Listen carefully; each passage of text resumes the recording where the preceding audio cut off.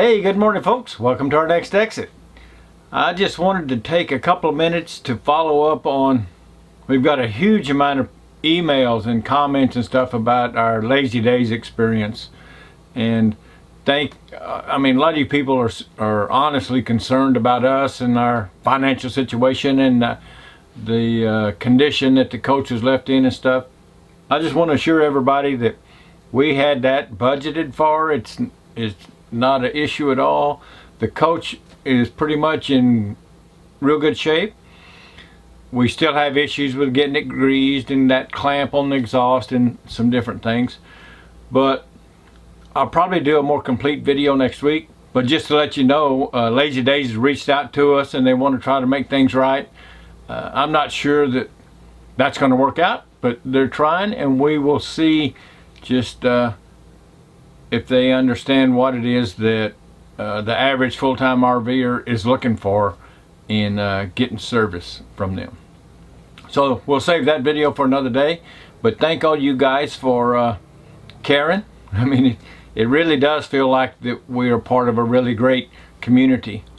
And we've got Steve and Jean. They're some of our longtime viewers that we've tried to hook up with a couple times, but we're going to make that work.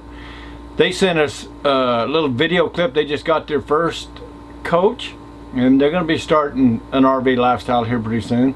And this is what, I mean, when you guys write us or email us, it helps so much when you send a picture of you and your RV, or like Steve and Jean did here, send us a little video clip. It just means the world to us. It's like, it's not as good as meeting you, but it gives us an idea of who we're talking to. I'm Jean. And I'm Steve. And this is Sky. And this is our first exit. So isn't that cool? And we've also got Todd and Nancy from up in Ohio. We did an interview with them. They've started the full-time lifestyle, and they're headed down to Florida. They're going to be staying at, I think, her brother's house over in Plant City, and they're going to come over to Orlando. We're going to probably next week. We'll get to see them. And then Pat and Chris, they had the big exploration vehicle.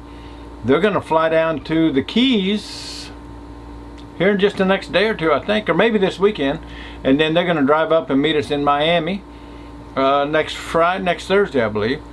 So a number of you, it really does feel like a family. We just keep meeting the people over and over, and it's really a great lifestyle. And once you start your RV adventure, I'm thinking you're going to find the same thing. So we're back in Orlando, and the last time we were here, we met up with a couple named Russ and Christina, and we went out to lunch with them at the Mexican food place that was delicious. We've gone back a couple times. Thanks for the very good tip, yeah. But as always happens, they went one way and we went the other way, and we hadn't seen them in quite a while. But Russ had sent us an email once and said, "What's your mailing address? We have something to send you." And we're like all RVers, you don't have room for stuff, so we're a little leery. We don't want people to send us stuff because we don't. If they send us something, we got to get rid of something.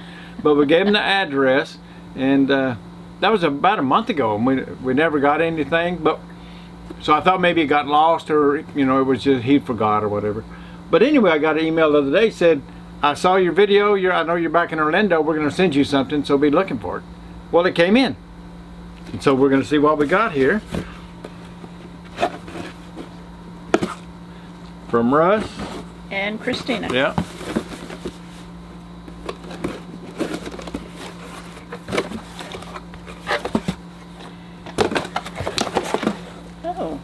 Fresh Day is Brewing. Triple pleasure. Bring out the delightfully distinct flavor.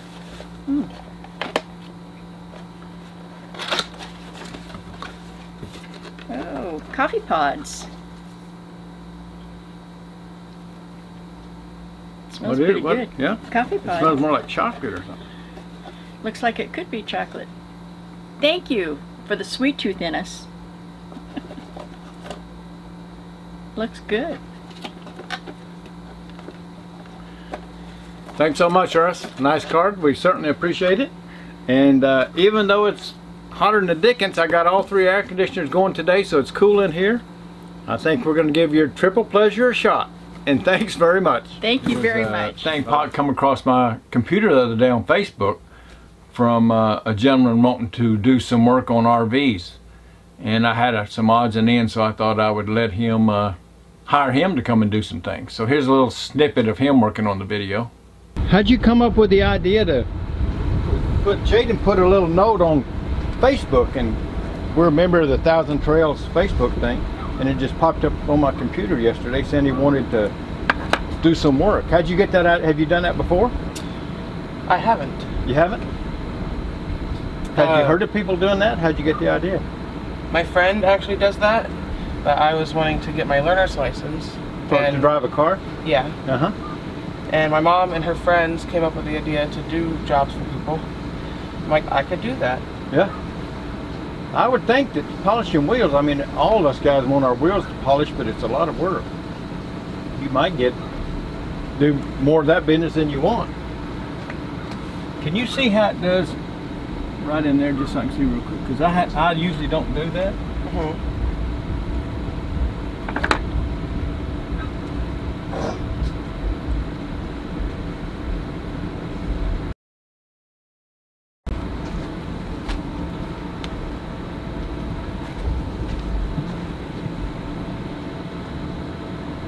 Yeah. Now, if they turn out like that, that's what that would be the $10 a wheel thing. Is that what you're going to shoot for, or you want to do it? Okay. Alrighty. Well, I'm going to go and see if my breakfast gets ready, but have at it. If you got any questions, give me a holler. Okay. Okay.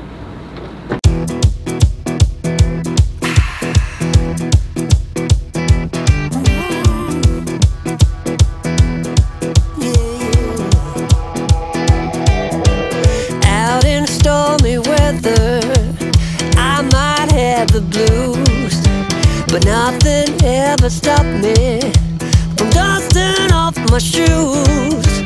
You might think you'll see me falling to the ground, but I threw up my umbrella when rain stops hitting town.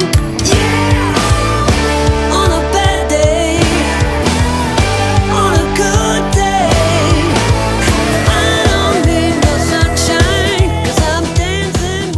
what do you think you'd charge somebody else if they ask you to polish their wheels now that you've done one?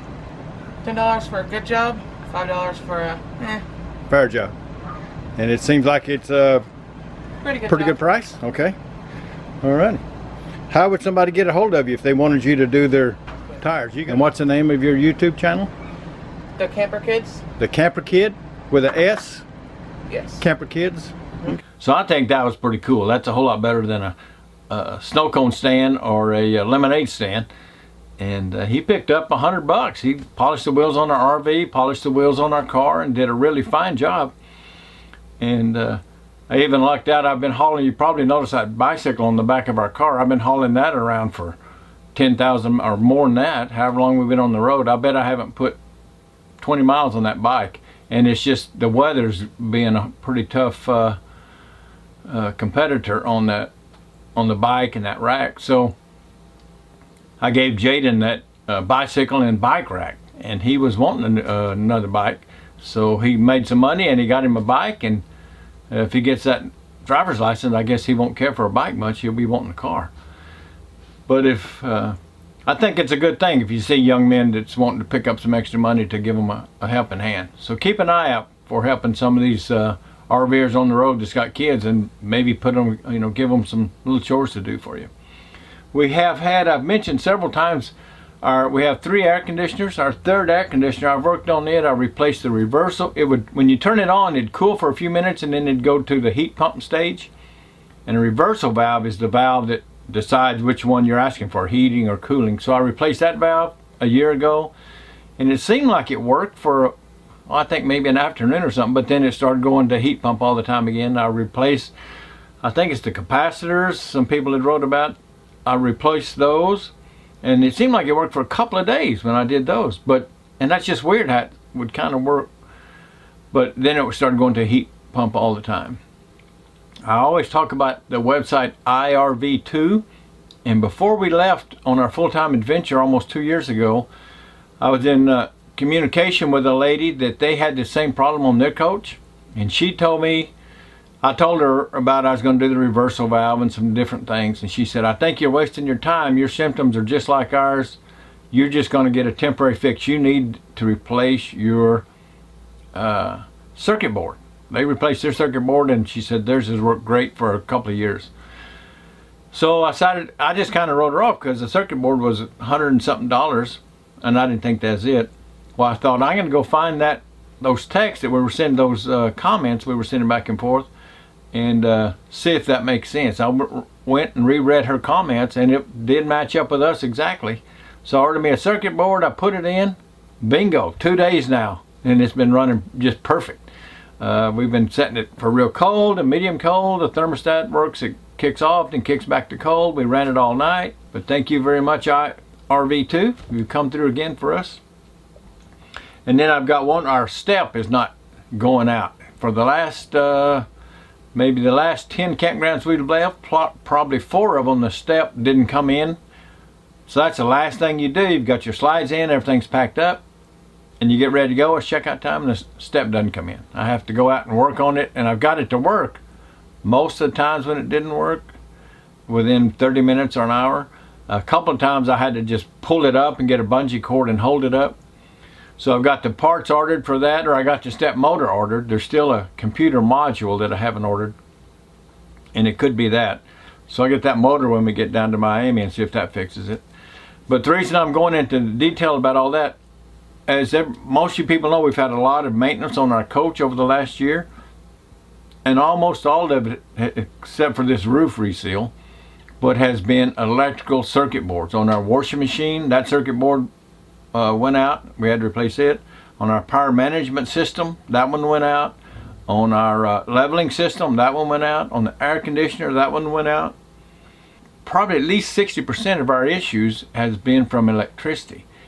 And I think it boils down to, I use it every time. We have a good high quality, it's about a $400 surge protector.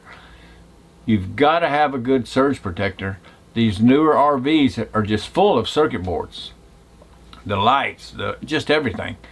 And you need to have a good surge protector and use it every time, even in a quality newer RV park.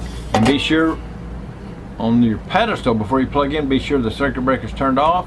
Plug in your surge protector, plug in your RV, and then turn the circuit breaker on, so you get one smooth on. If you don't have that surge protector, you could you get the surge of electricity, you could get the reverse polarity, just all kind of electrical issues that, to be honest, I don't totally even understand them, but except to know that they're bad and they'll mess up the electronics in your coach. So use it, and use it every time. And I think probably one time, maybe I left the circuit breakers on, and I didn't use our surge protector maybe half the time. If I was at a newer park, I didn't worry about it. But I use it every time now. But I think maybe I pushed it in crooked, and so maybe it shot a little spark, got some kind of bump, and blew up some solder joints or something. You know, I'm kind of in over my pay grade. I just know if they're covered in black soot that something's wrong with them and they need to be replaced. So take that to heart. Get you a good surge protector, not a $100 one, get a $300 or $400 one, get a good one, and use it every time. And be sure and turn the circuit breaker off, plug everything in, then turn it on, and then when you get ready to leave, turn the circuit breaker off and then unplug everything. And I think it'll save you some money. It'd save us, I'm sure, a couple $1,000 we spent on circuit boards. Oh, our Hydro Hot, that was a $400 circuit board.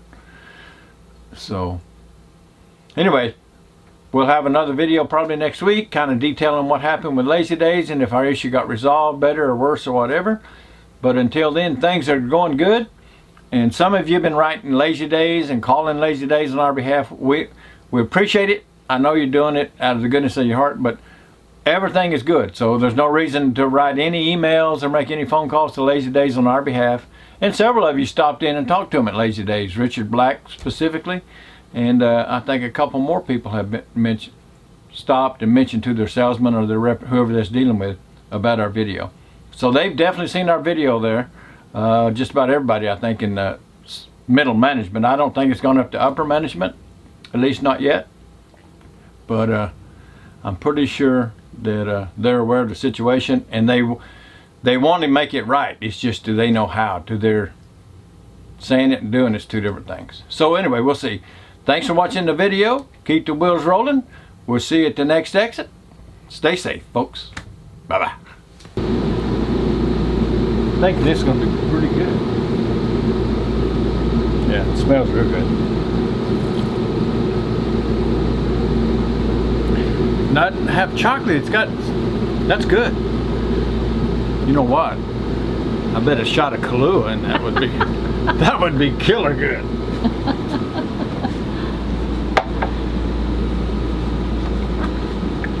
Okay, turn it off.